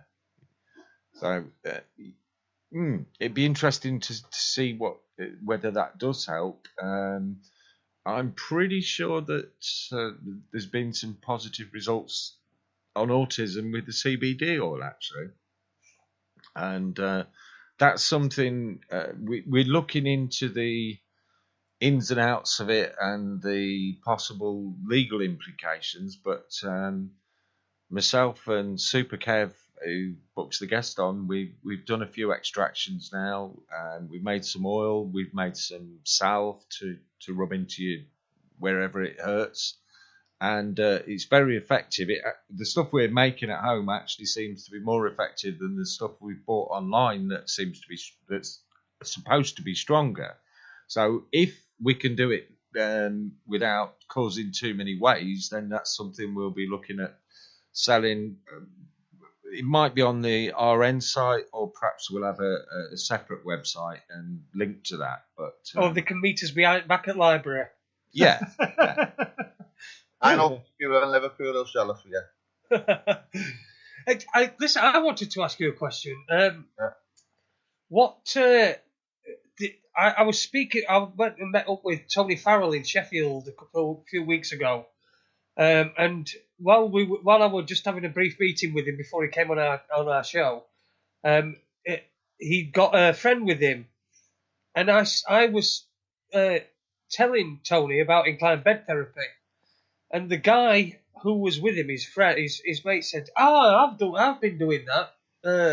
I read it and he said a magazine, so there's been quite a big article in a magazine. Would that have been the Nexus magazine? The Nexus magazine, that's the one, yeah.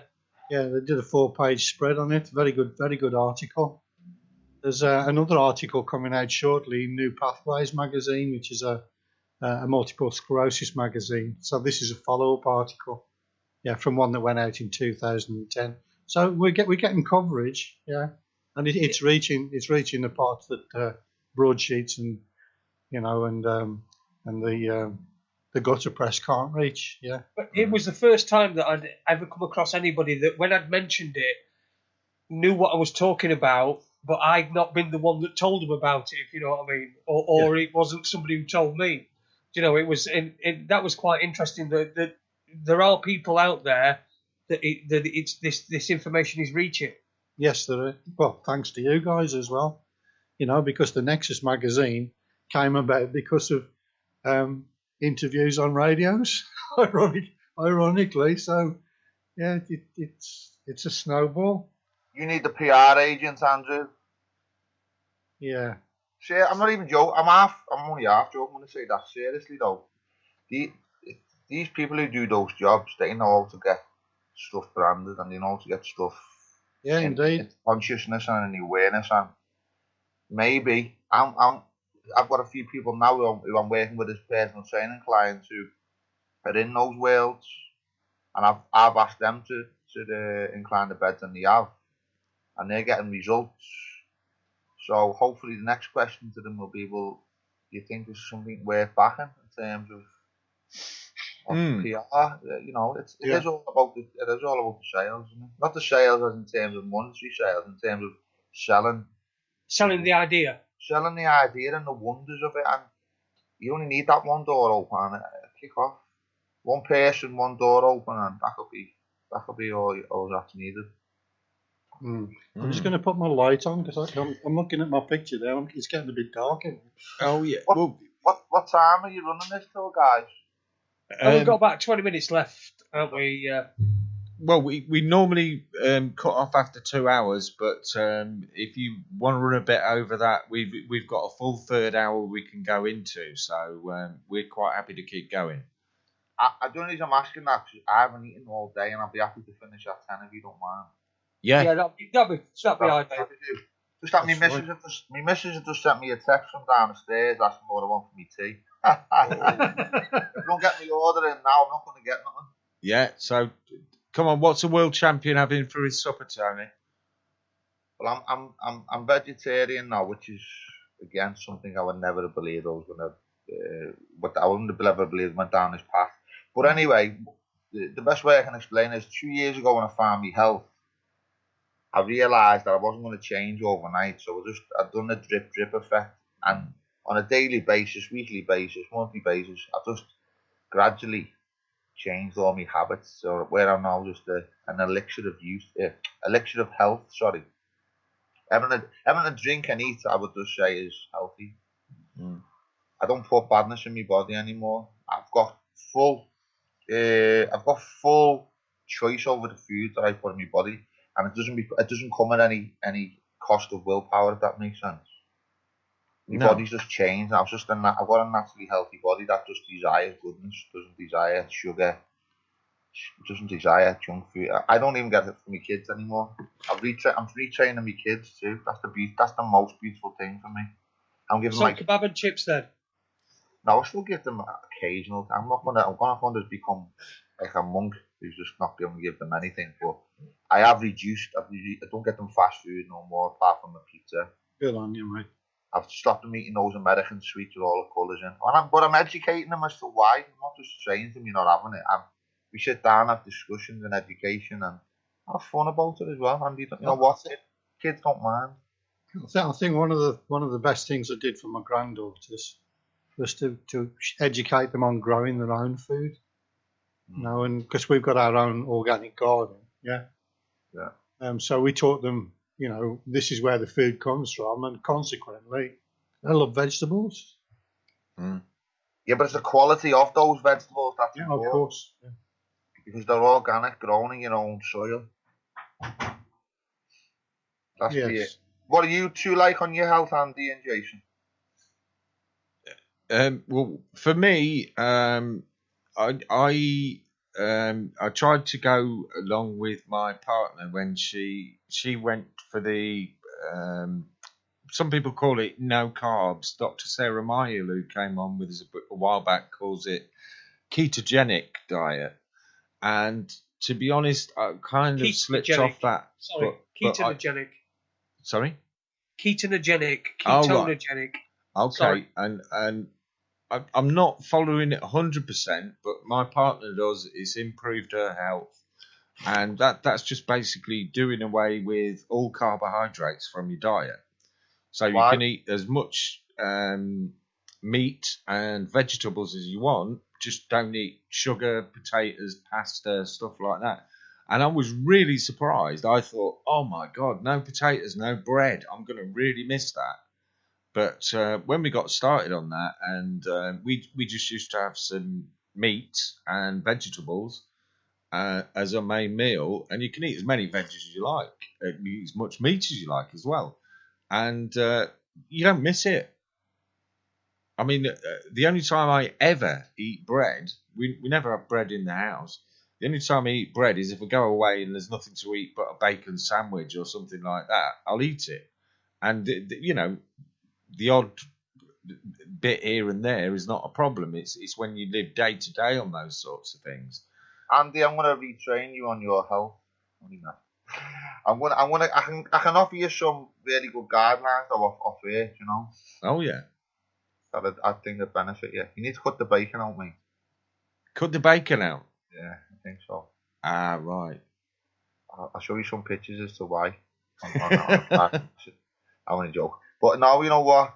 Do whatever as you wish. But there's a fundamental rule that there's 91 essential minerals, vitamins, amino acids, and essential fatty acids that our bodies require on a daily basis to be well, for the immunity to be well, for your mind to be well, for everything to be well. So if you're putting those 91 essential minerals and vitamins in on a daily basis and then sleeping in an incline bed, you're going to be abundant, boy. Telling you. Sky's the limit, yeah. Telling you, that's what I do. That's my living philosophy now, and I'm abundant because of it. Mentally, physically, and spiritually. Excellent. Well, to be fair, you did ask us both the question, so Jason, it's your turn to answer now. About my diet? I'm coming from a place where I've not really eaten anything for like 6 months, really, and nothing.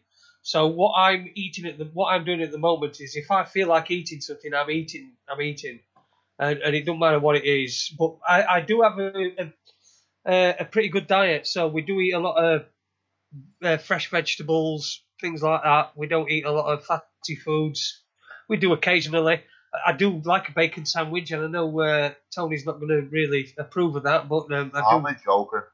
I do like the odd occasional sandwich. But like I say, I'm in a situation where just seeing me eat is good enough for my wife and things like that, and just being able to eat and having a full stomach. So of course, but I remember a time when we were having his kitchen done a couple of years ago, and we were on takeaways for all week because we got nothing.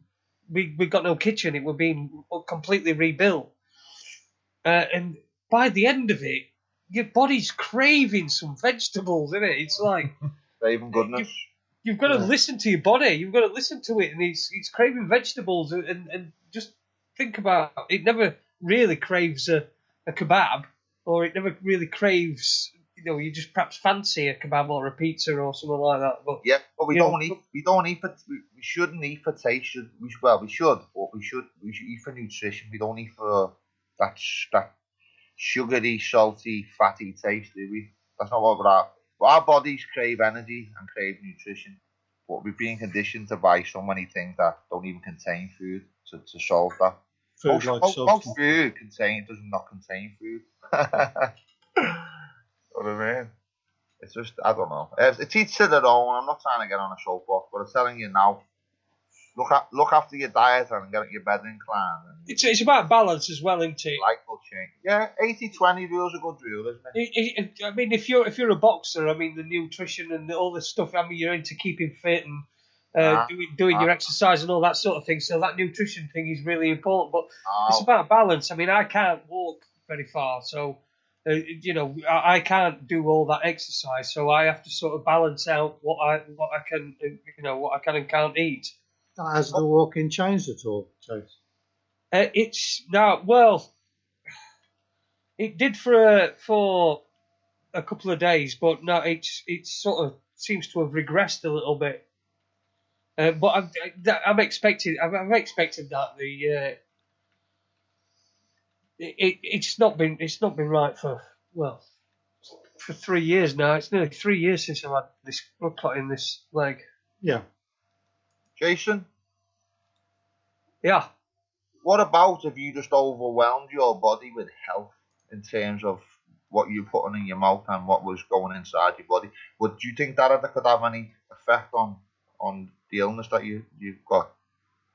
Well, look, anything that would help. I mean, I'm willing to try anything. It's sometimes you get I feel so well at the moment that I feel like I should be counting my blessings and not rather, trying to push myself towards something that might make me feel a bit different in another way.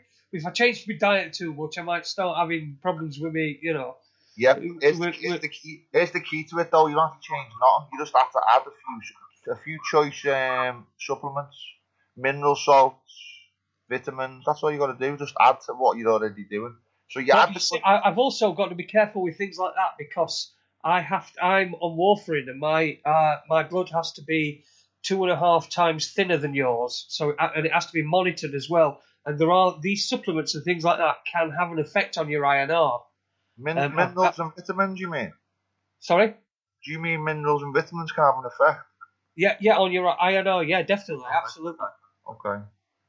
Yeah, absolutely, yeah. They can have an effect on your INR, and if sometimes my blood went to 6.5 one time, which was like 6.5 times thinner than a normal person's blood, and it were really quite scary, and it was simply because I'd taken something that I shouldn't have taken, that I'd had something that I shouldn't have had.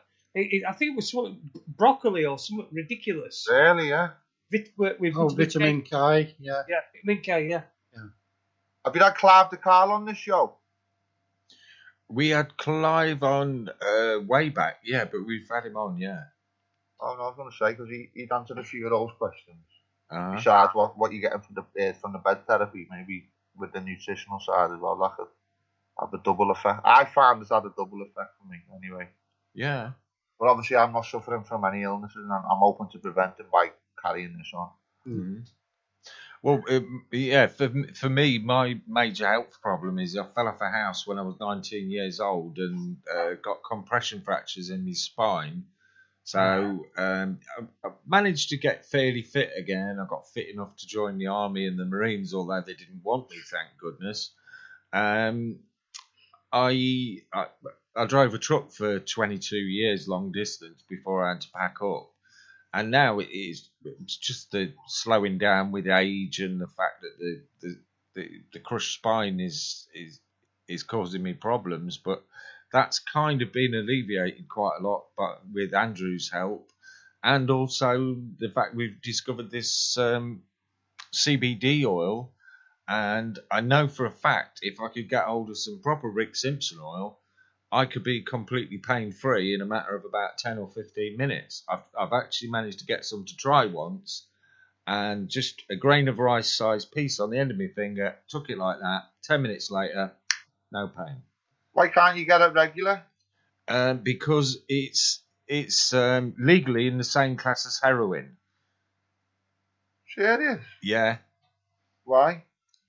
Well, I would imagine because of the curative powers that it has. Oh, you're not allowed to say cure, are you? Because of the healing powers that it has. And it makes people well from all kinds of things, which cost thousands of dollars to just throw drugs at. And if you stop it's all conspiracy, isn't it? Mm. Oh, yeah, absolutely. You'll have to drive to Liverpool one day. I'm sure I'll be able to point you in a direction. That sounds really good, Tony. Yeah, I mean, it's all signed all over Liverpool. It says just go left for this and go right for that. I could have picked some up. I was there in April in Liverpool. Nothing to do with me. I'm not gonna get roped in on a conspiracy charge. Roped in. Oh, good one. The boxing is back. The analogy, the roped in. That was a weak one. Those ropes are made of hemp. Yeah. You know what? I know. But you got to do what you got to do when you're suffering, haven't you? Yes, you are. I did see you were after getting a car sorted out, Tony. Have you got that sorted? Oh, my show's out on Facebook, you mean? Yeah.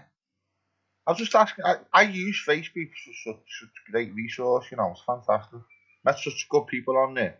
But anyway, I just put any questions I have. I just put them out on Facebook. I always get them answered, and I always get them answered with depth. A lot of good people in the social media community. There are, yeah. A lot of good people out there willing to help. That's what. There's my lady coming in to give me a kiss goodnight. Oh, brilliant! Yeah, that's the pizza. That's one thing that I found since we've been doing this. It's kind of restored my faith in human nature, because there are so many people out there that try and help you in whatever way they can. And we've just got a fantastic team of people all helping us. I mean, we've got two guys who used to do a radio show of their own. They're not doing that at the minute. They're thinking about coming and joining us. But in the meantime, they're building us a new streaming service and a radio player to put on our website. So all those of you that are having frustrations with our site because we're broadcasting through Spreaker at the minute, that in the very near future will hopefully be sorted, because we're already testing the new product out, and it should be along in the next week or so, hopefully. So big thanks to Jimmy and Nick, who are working away hard on that in the background. And how many regular listeners have you got, would you say? Well, it's very difficult to know, because Google tell lies, and so do Spreaker. But when you look at it, they're both in the business of selling you advertising.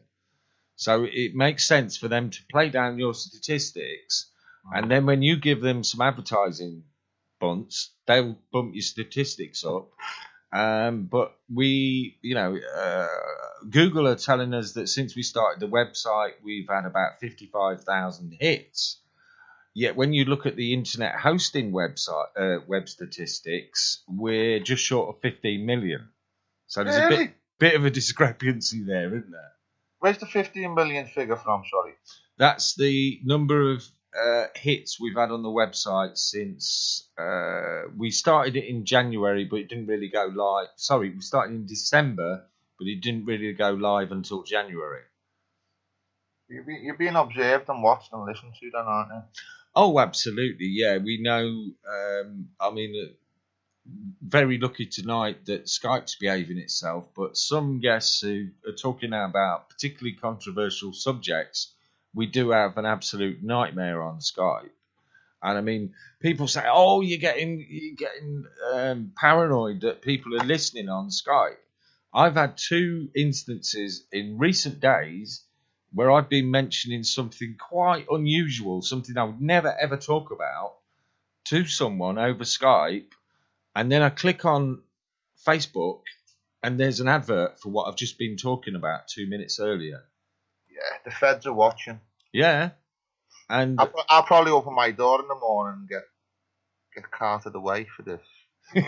I hope not, Tony. Who cares anyway? I'd rather go fight with me.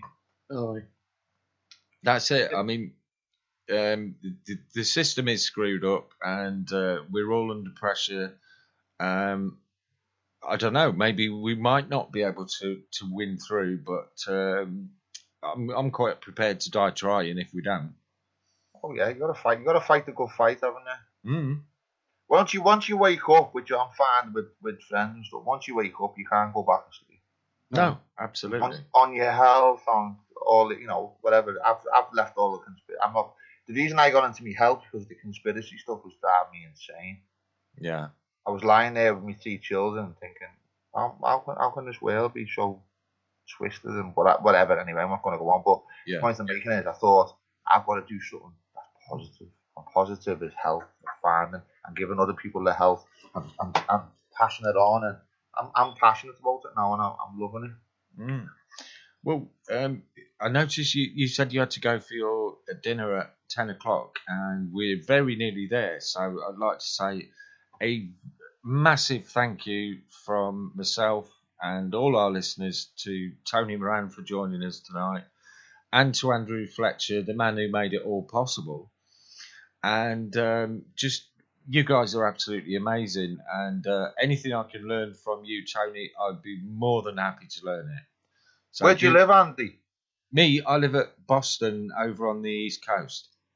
Right, okay. Me and Mark Bell will be due a visit to you soon. We love going on our little health road trips. Where are you, Jason, in Sheffield? I'll tell you what, you can meet at our house. It's about halfway between. Yeah, that's right, bang in the middle. We're doing little health road shows, me and Mark. So and Mark will be a good guy to have on your show, I think. Just a little side thing. I've just had a little message from Heath. By the way, happy birthday, Heath, for tomorrow. Happy birthday. Happy Trondance to you. But he said, great show. Is he voting Remain or Leave? is who voting Remain or Leave? Well, we'll put that out to both of you. Yeah, I'm voting Leave. I'm a Leave type of guy. I think I've got a bit of a hunch that if they fix this, then there'll be a revolution, because it's so obvious that everybody's voting. I don't know anybody that's voting Remain. Don't know anybody. No. Well, that's for another show, I think. That absolutely is. And thanks everyone for listening tonight, and thanks for all the wonderful questions from the chat room. Great to see some new faces in there. And we'll be back for a one-off special tomorrow night, because we couldn't do an update last month with Paul, our high-level financial insider. So we've said we'll do one with him tomorrow night. That'll be on at 8 o'clock on raconteursnews.com. And then Thursday night, we've got a return visit from author John Hamer, and he'll be talking about his new book that's out. And I'm really looking forward to talking about that one, because we'll be covering the banking industry, one of our favourite subjects. So with that, I'll say thank you, everyone. Thank you, Andrew. Thank you, Tony. Thanks, Jason, as always. Cheers. And thank you to everyone for listening, because if it weren't for you, we'd just be waffling away to ourselves. So we'll be back tomorrow night, and wish you all a good evening. Yeah, please give us your feedback. If you're trying incline bed therapy, we need your feedback. Oh, Most yes. important. Please Yeah. do that. And anyone who listens to this, you can contact Andrew through his Facebook page or his Incline Bed Therapy Facebook group, or on his website at www.inclinedbedtherapy.com. And you can leave testimonials on there so that other people can share your experiences. Nice one, and hey, Tony, respect, big man. Yes, you always, you know that. Much love, sir. Okay. Right, fellas, it's been an honour. I'll hopefully speak to you again in the future, privately or publicly. It doesn't matter to me. That would be great, Tony. I look forward It'd be nice to to it. meet you in person as well, Jason and Andy. That'll be good. You enjoy your dinner. We'll meet up soon again, I Thank you. hope. And we've got another song to play out with. And what's this one? This one, not quite as appropriate as the last one. This one's called Raise Your Head. So thanks and good night, everyone. Good night. Good night. Right. There we go. Raise your head. That Well, went fellas. yeah. I think that was very nice. It was. We covered a lot of subjects. Yeah. I think Tony's edge is just amazing. You know. You've done a great service there, Tony. Yeah. Time you want me to, mate, I'll do it. I really appreciate that, mate. And you, Andy and Jace. Yeah. Fantastic, mate. Yep. It's such a